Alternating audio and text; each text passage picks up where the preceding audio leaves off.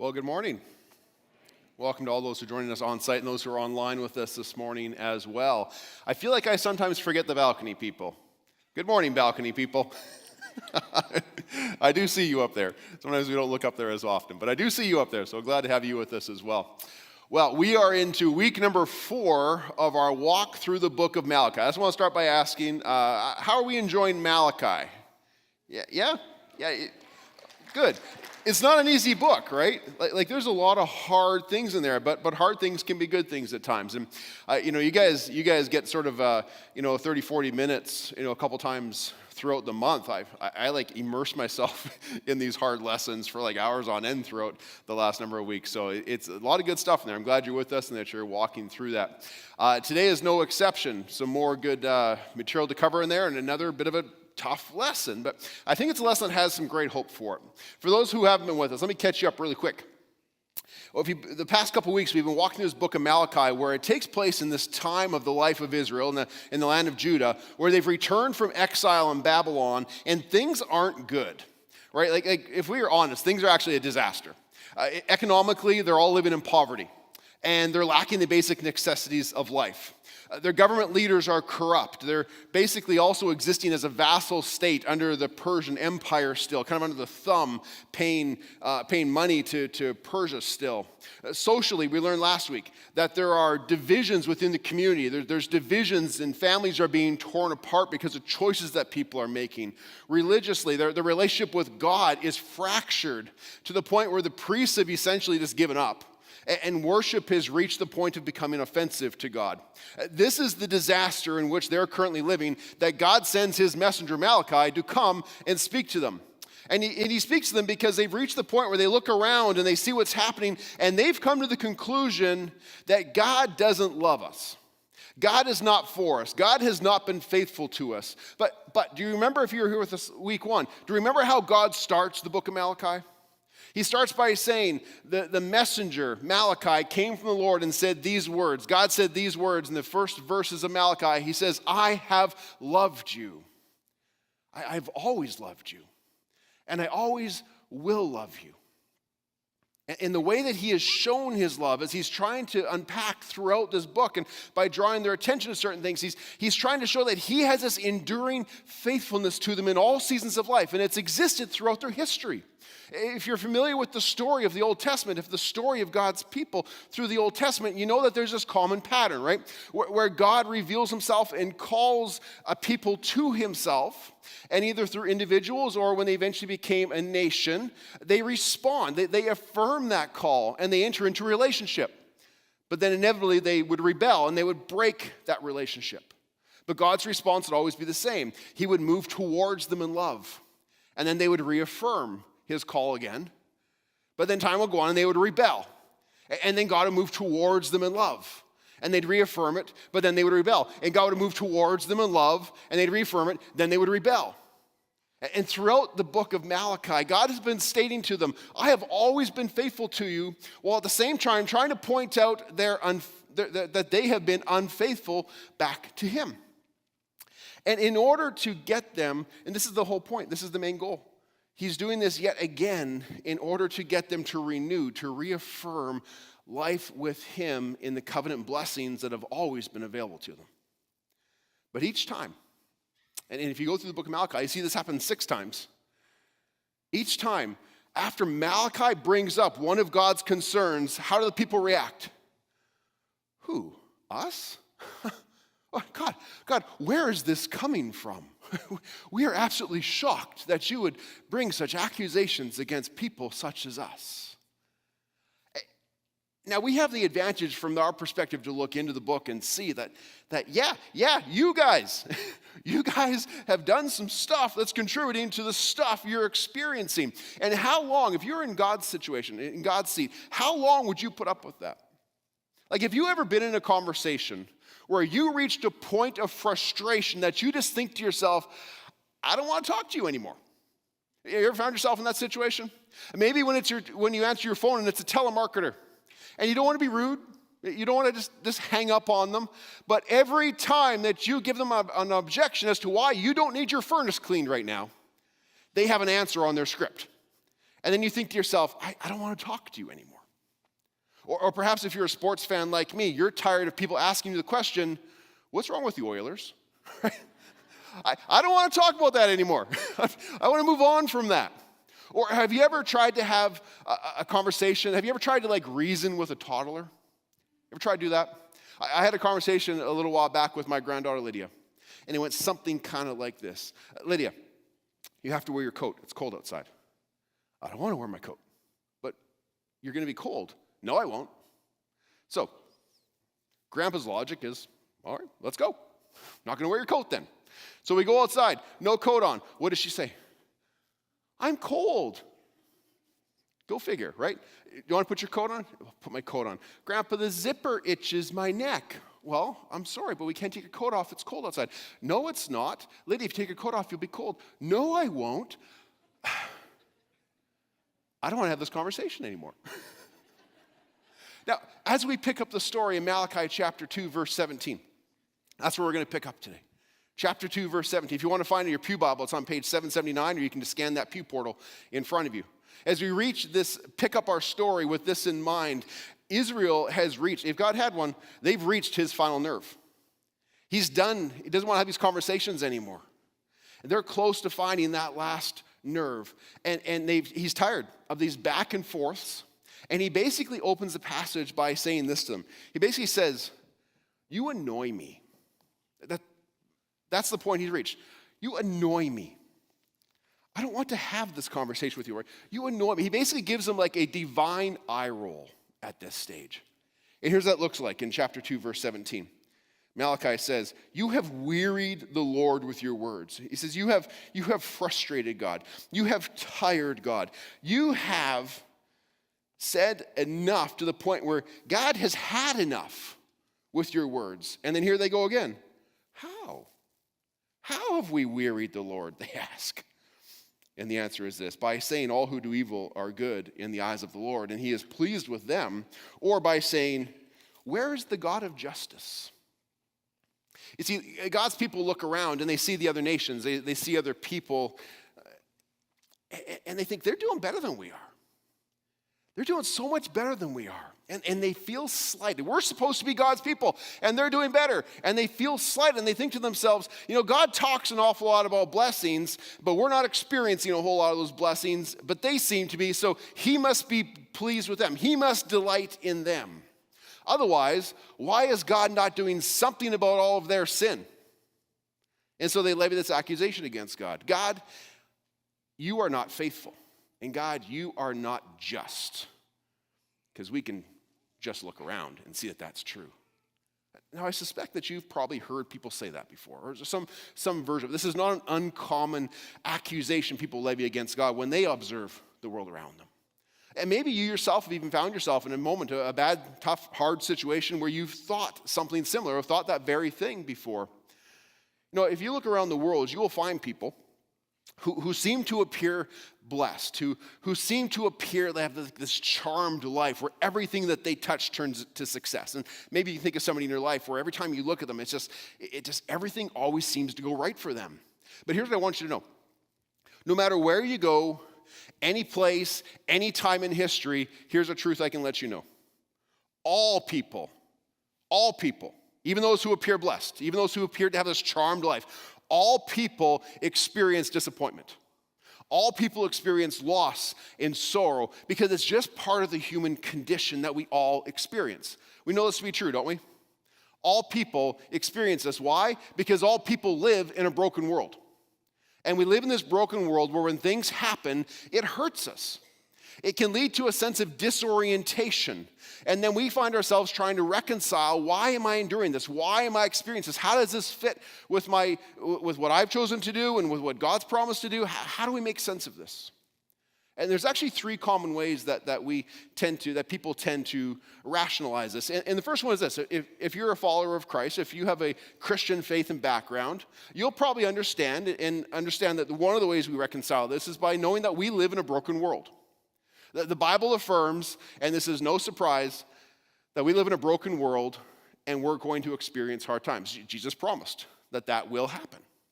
And we have this theology that says, God created everything and it was good and it was perfect. But then sin entered into creation and it was fractured. And we now live in that fractured reality where we're experiencing hurt and sometimes we experience loss. And it's not our fault and it's not the fault of others. It's just the fact that we live in a busted world and things happen. That's one reason.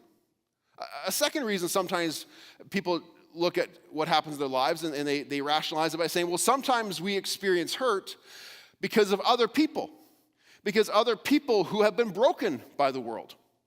And isn't it true that what do broken people do? Broken people break stuff. That's what they tend to do. And so if you've ever been betrayed by somebody, if you've been manipulated, if you've been harassed, if you've got a neighbor that just won't knock it off, in cases such as this, when we experience pain and sorrow, sometimes it's tied to another person who sinned against us because they're a broken person who lives in a broken world. Does that make sense? So sometimes it's because we live in a broken world. Sometimes it's because broken people break things and we experience the consequence of that. But here's a third one. And when we evaluate situations, I'm guilty of this too. When we evaluate situations, we tend to leave this one till the end. And here's a third one, though. Sometimes things happen that aren't good in our lives because we're broken. You see, we've all rebelled against God, and we've all rebelled against God's design and against his will. And this isn't the case every time, but sometimes we have to be honest with ourselves. Sometimes we're broken. Sometimes we're the ones who made the mess for ourselves, and now we're living in the midst of it. And we're enduring the natural consequences and the natural outcomes of our broken choices. See, Israel looks around and they don't like the situation they're in. They don't like what they see. And not only do they not like what they see, they're aggravated by what they see over there. With these people, these broken people over there who are doing broken things in a broken world, and God doesn't seem to be dealing with it, they seem to be blessed. And so they're fixated over there, and they seem to have like 20/20 vision for the wrongs that are happening over there, but they're farsighted for what's happening in their own lives. They seem to have like a PhD in understanding the hurt that others caused in their lives, but they have a GED in understanding how they've injured themselves. Does that make sense?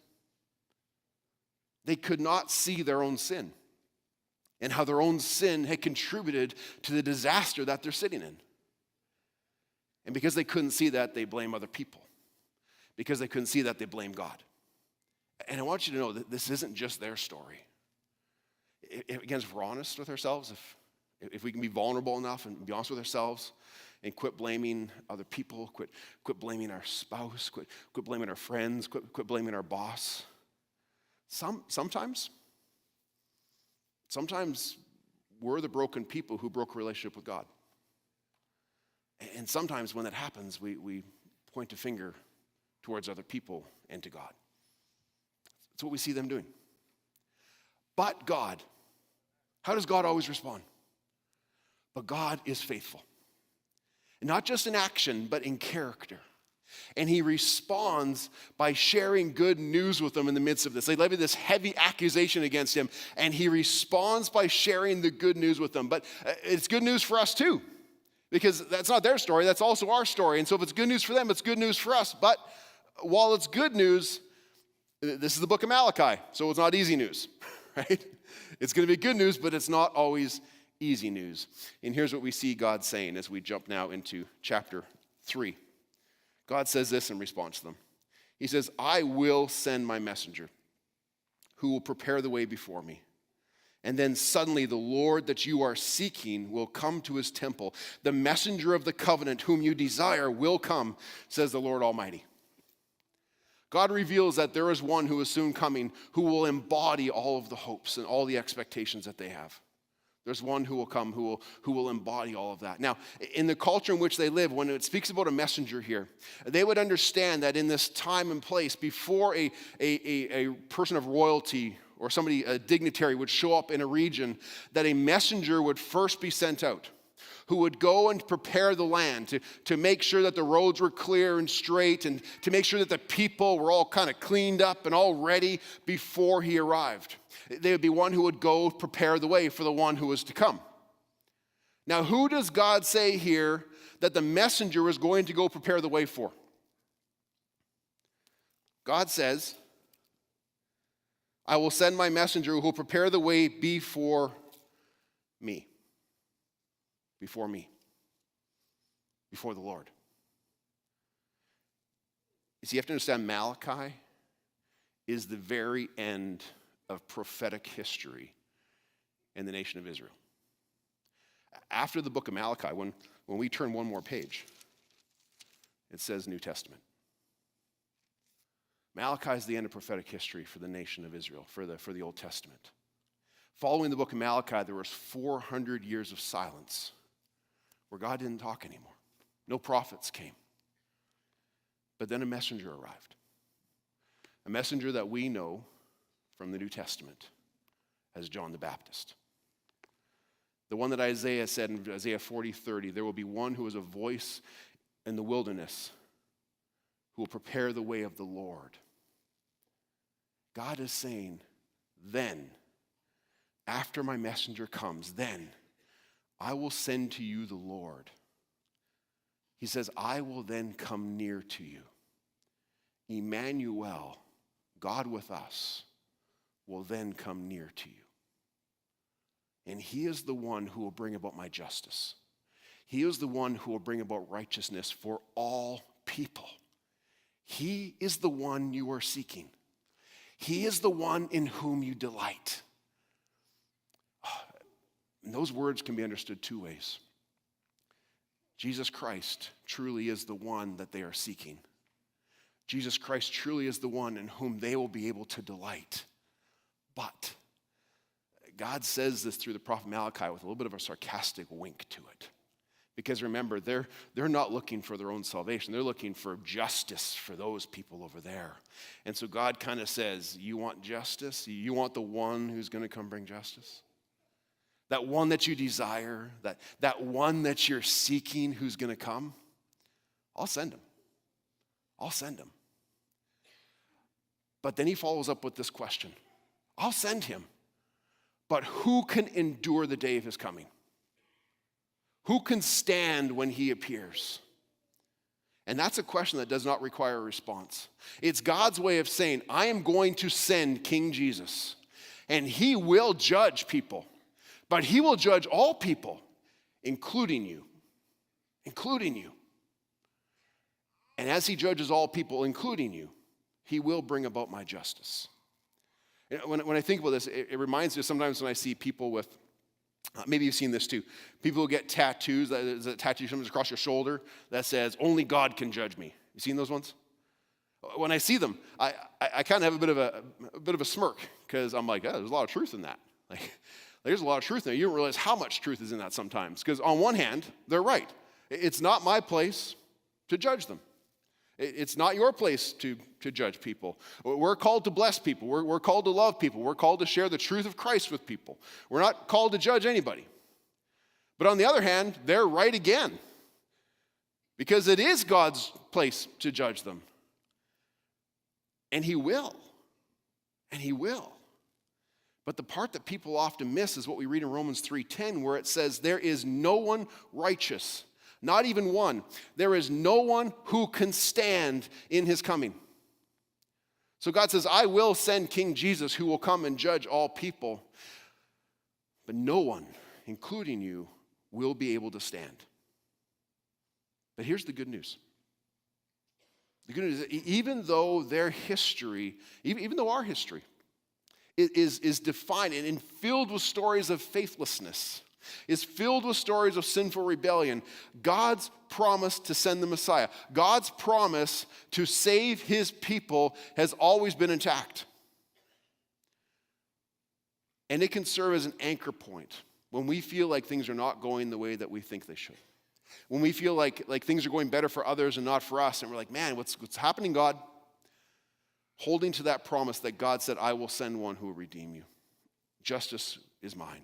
These things will be fulfilled. It can serve as like this anchor point, as this source of an enduring hope for all people in all seasons of life. It's kind of like the story I read. If you've ever been in Japan, there's this tree called the miracle tree. Anyone ever heard of the miracle tree before? Yeah, it's not well known, but let me describe it to you. This miracle tree is an 88-foot tall tree that was the only tree out of a forest of 70,000 trees that survived a tsunami that hit in Japan back in 2011. Now, this tsunami not only wiped out 69,999 trees, it also wiped out 300,000 people's homes. But in the midst of all that destruction, in the midst of all that chaos, the people saw this tree. And it became a source of hope for them. They didn't see the devastation. They saw the hope in the midst of the devastation.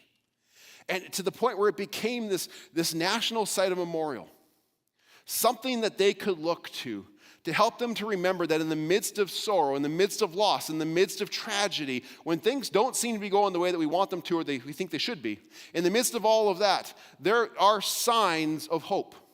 And there are signs that we still have a future.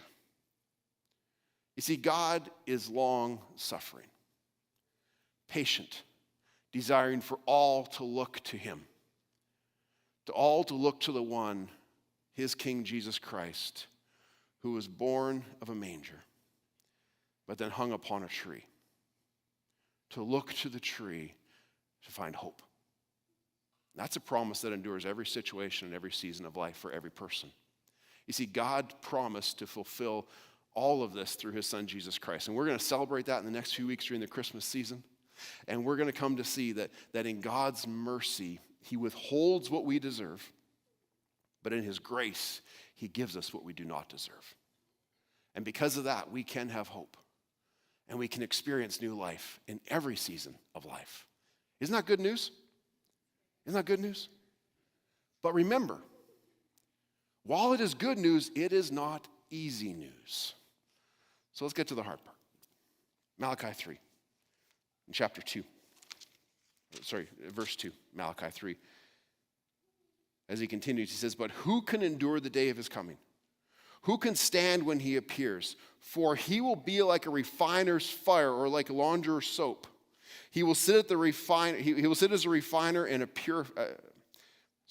He will sit as a refiner and purifier of silver. He will purify the Levites and refine them like gold and silver. Then the Lord will have men who will bring offerings of righteousness, and the offerings of Judah and Jerusalem will be acceptable to the Lord, as in the days gone by, as in former years."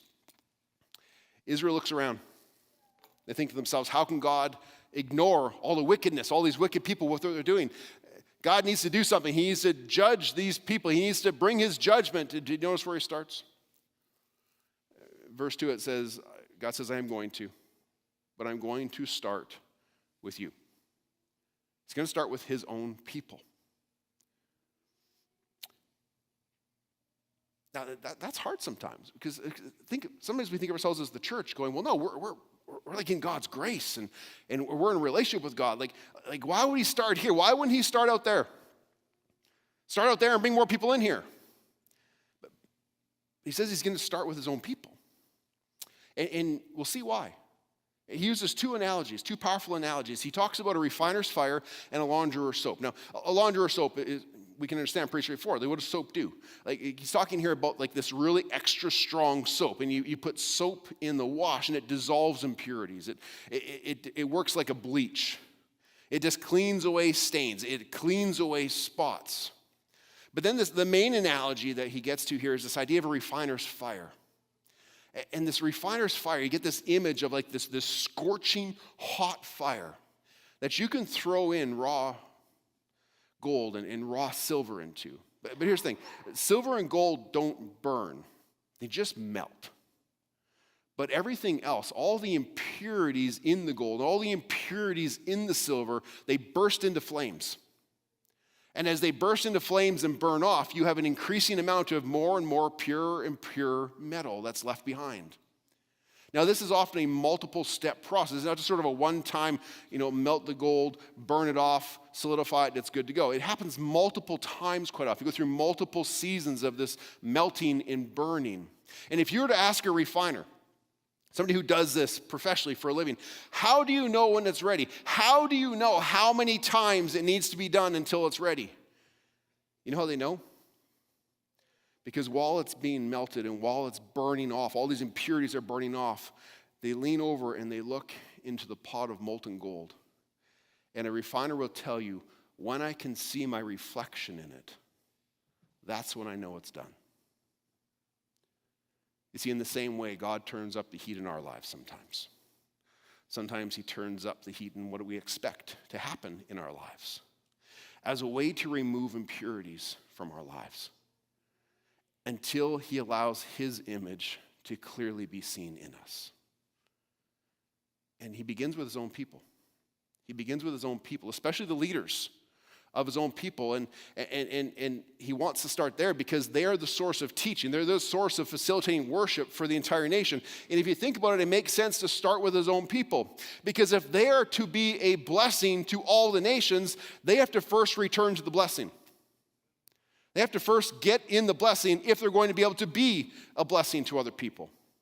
You see, God is not doing this to abandon them or to destroy them. He's doing this to refine them. He's doing this to purify them. And undoubtedly, there will be some difficult moments. There will be some things that happen that are painful in the midst of this. But it is nothing less than the loving hand of God, seeking to produce his heart, his reflection in the lives of his children. Now, what's our natural instinct when things get turned up in our lives? It's to avoid it, right? To go the other direction, to back up, to not want to endure the trial. But I want you to know that, again, sometimes things happen because we're in a broken world. Sometimes things happen because we experience broken people who have been broken by the broken world. And sometimes we experience things of our own brokenness. But regardless of the source of a difficulty we're going through, these are the very things that God can use to shape and to redeem us. It says this in James chapter 1. Consider it pure joy, my brothers and sisters, whenever you face trials of many kinds, because you know that the testing of your faith produces perseverance. And let perseverance finish its work so that you may be mature and complete, not lacking anything. How many of you have the ability to look back upon your lives, upon through seasons of loss and sorrow, and you can look back and reflect upon it, and you can say, that shaped me into who I am today? I imagine most of us can look back. In the moment, those were difficult, painful things, but today we can look back and see how they shaped us and how God used them and how he redeemed the difficult seasons of life for his purpose and for his glory. Really, really quick, without going into great detail on it, we can see this in biblical characters all the time. For example, consider Moses. Moses, who was born into a time when all the babies were being killed, but he was spared by being separated from his family. And he grew up in the court of Pharaoh. We know the story, right? He grew up in the court of Pharaoh. And then when he becomes a man, things go south, and he gets cast out of the court of Pharaoh. He gets cast out of Egypt, and he goes and he lives in the wilderness as a shepherd for 40 years. So there's these seasons of loss. He's lost his family a couple times, been abandoned a couple of times, and then God calls him. At the age of, we imagine that the first season was 40 years long, the second season was 40 years long. At the age of 80, God calls him. What does he call him to do? He calls him to go speak in the court of Pharaoh. Wouldn't it be helpful if you'd been raised in the court of Pharaoh and knew the customs and knew the language and knew how to access those sorts of things? Wouldn't it be helpful if somewhere in your past God could use that and bring it to fulfill his will in the future? And then when Pharaoh lets the people go, where do they go? They wander into the wilderness. Wouldn't it be helpful if you had been a shepherd who knew how to survive in the wilderness, who knew the way through the wilderness? Wouldn't it be just like God to use those parts of your past to bring it to the present, to redeem the past in the present, to fulfill his will in you and in others around you? Wouldn't that be just like God? This is sometimes how he can redeem the hard things of the past, regardless of the cause. Broken world, broken people, broken choices. God can redeem. The same is true in our own lives.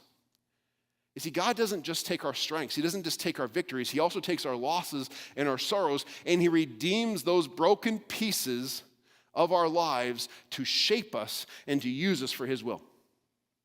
And the end result is more Jesus in us, and people experiencing more Jesus through us in practical, intangible ways.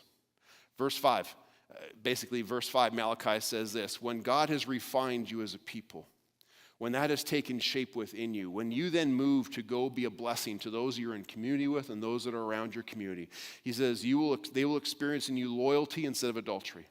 They'll experience truth instead of perjury. They'll experience integrity instead of those who defraud others. They'll experience those who care for the poor, who care for the widows, who care for the orphans, who care for the foreigners instead of oppressing them.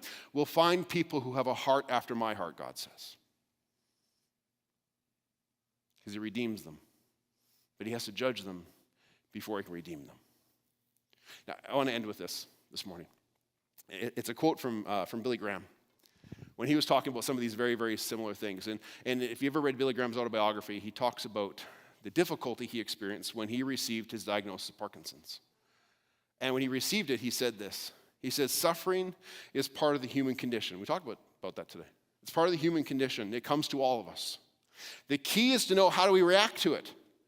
By either turning away from God in anger and bitterness, or growing closer to him in trust and confidence. These moments, we find ourselves at a fork in the road, a bit of a crossroads. Which way will we go? Anger and bitterness, or trust and confidence? And I just want you to know, if you are today hearing some of this for the first time, and you're for the first time realizing that in the midst of the challenges of your life, God loves you, I just want to affirm that feeling, that thought that you have. I want to encourage you to come talk to me after service so I can talk to you more about how do you move towards him who's moved towards you. And if you're a person here who's going through a tough time, we genuinely, truly are sorry that you're going through a challenging moment. We want to support you. We want to pray for you. We want to help you in the midst of that. But I want to challenge you as well to think of this quote and to choose to hold on to God's promises, to hold on to the truth of his goodness, that he may be seen through you because he is seen in you.